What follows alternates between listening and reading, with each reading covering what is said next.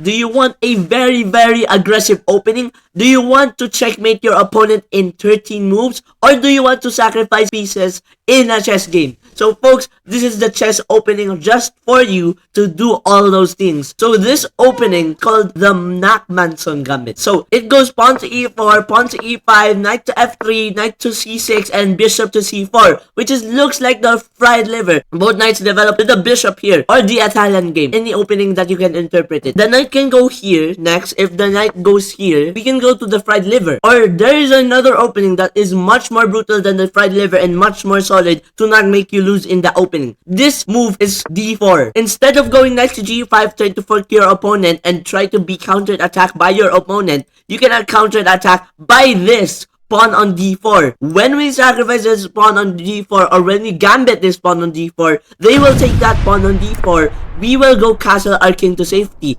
involving our rook early in the game so that our rook gets into the game and attack the black king right away. When we castle, they will go and take another free pawn because we have just castled and not protected our pawn, and we just left that behind. So they will just take it. That is the most natural move that they can do. This is called a gambit for a reason. We're trying to sacrifice 2 pawns for a reason. Next move, folks, we will sacrifice the knight. And so when we sacrifice the knight on c3, they will take you to the pawn or the knight. With the pawn is a sacrifice. With the knight is not a sacrifice, but a trade. But in that trade is going to be something dangerous for them. Because when they take with a knight, with their knight, we will take the knight with a pawn to c3. And if they go pawn to c5, which is another line to the opponent, we will go rook to e1. But this is much more lethal because a lot of people after rook to e1 goes bishop to e7. And that's a huge no-no. Because when we go back, bishop to d3, they will go and castle also because it is the most natural move. But that is a mistake. And we will go take the free pawn because they didn't protect their pawn and just castled anyway. And so we take the pawn, they can take the knight with another knight, or they will go bishop to f6, try to attack our knight so that they can take our knight yet again. We will go bishop to a3,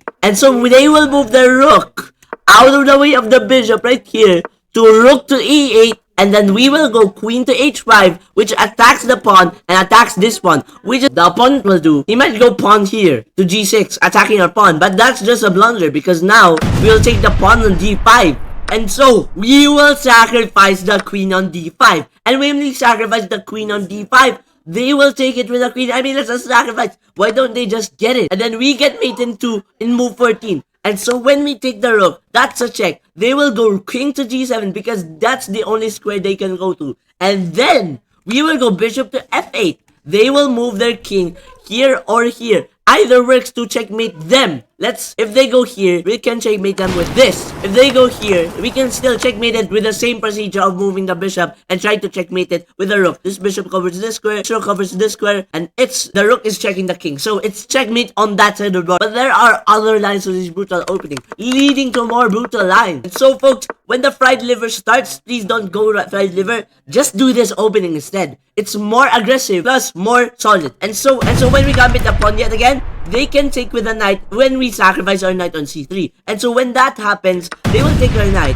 We will take back with the pawn. And when they go and take our pawn, our free pawn on d, we have the advantage. Because now when we go rook to e1, checking them, they will likely cover. And then if they cover, we will go knight to g5. They will castle. We will go queen to h5. And we're just attacking the king right away on this side of the board right now, folks. We just developed our knight to put our knight there on this outpost. And now we're going to try to activate our queen to checkmate him on this side of the board. As you can see, if he does something random, he can be checkmated early on, which is a benefit for a beginner, which will you win in 11 moves. They can go bishop takes g5 to not make themselves checkmated, then we will just take the bishop again with another bishop. And so folks, that results trapped here. So the queen on d8 is trapped. He cannot go here because of the bishop. He cannot go here because of the bishop. You cannot take the bishop because it's literally more powerful than the queen is. And so if they go here, it's still trapped. We take the queen after a few couple of moves. Pawn to d6 is the best move after that. And so we take the queen. And we just won a queen in 12 moves, which we gain plus more points from taking the queen on d8. Another line over here is that when we go pawn to d4, they will take again the free pawn. Then, if they take with the pawn again. When they take with the pawn, we will go and take the pawn on f7 with the bishop. And when we take the pawn on f7 with the bishop, there's another line here. When we check him with a queen on d5, they will go king to e8. If they will go king to e8, that's all dead for them. Because now when we go rook to e1, we will pin their knight on e4. They will go bishop to e7. We take their knight because we pinned it earlier. Because they will cover up with a bishop. That's the only best move that they can do and the most natural move that they can do to escape from the exposement of the king and try to be checkmated with the king. They can go rook to f8. And so when they go rook to f8, we'll challenge the bishop on e7 again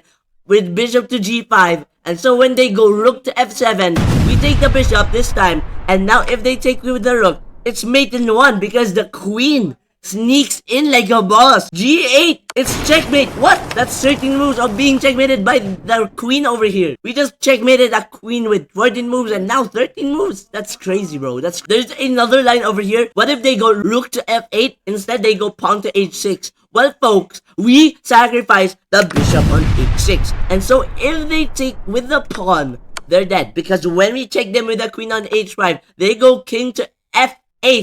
We go rook to f4. And so when they go here, bishop to f6. And when we go queen to g6, trying to attack the bishop, if they go dilly-dally like this, we go here, mate in 4. If they go here, we go checkmate him on move 16. And we just checkmated him in move 16. This is insane. If they go do something else like this, he will escape. But we have the advantage over it. Because after rook here, they will take our rook. We will go here, take the queen. And so when they check and fork him, they will go here. And we are having a very, very good queen over there on that side of the board. And his king is very exposed. We can checkmate him in the later future with this. But what if they take not with a pawn, but with a rook instead on h8? Then we will go queen to g8 and again with that checkmate, but on move 12. We just won again on move 12 this time. There's another line again so that you just don't get to lose in this opening in these lines over here. So when they take your pawn, there is another line yet again so that you don't get to lose in the game. So when they take your knight with the pawn yet again, we will go and check them. And when they take our bishop, we will go queen to d5 and that's literally king to g6 and we will just take a free knight. And so when in this part, there's another line here. When we go check with the king with a queen, yeah, they can go king to e8. We go rook to e1. And if they go bishop to e7 to cover their attack again, we take their knight. If they go rook to f8, we can just go bishop to g5. And so when they go rook to f7 instead, we can go and take the bishop. If they go and take it with a knight instead of the rook, we will go knight to g5. And so when we go knight to g5, they will move back with the rook on f8. We will go rook to e1, try to challenge that knight again on e7. And so when they take the pawn on b2, we can go knight here, try to attack the rook. But there's something better. Queen to e5. When we go queen to e5, we let them queen. But that's mate in 4. Because when we take the knight, that's a check. They will take with a queen on e7. We will take with a rook. They will go back and king to d8. And when we go knight to f7, they will take because that's checkmate if you don't take. If they take, that distracts them from checkmate on rook to e8. So folks, I think that's all the lines of this opening. This is a very, very brutal opening. I just made a summary of this opening. It's very brutal. It has like 5 traps of it. And I think you should play it. I mean, if you're looking for aggressive and want to checkmate your opponents in 12 to 13 moves, use this opening to against them, to confuse them, to aggressively destroy them in your chess game. See you guys again in the next video. Peace out, and also subscribe and like to motivate me to make more videos like this. It would be a great help if you guys do that. And so, yeah, see you guys in the next video. This opening is just crazy. Peace out.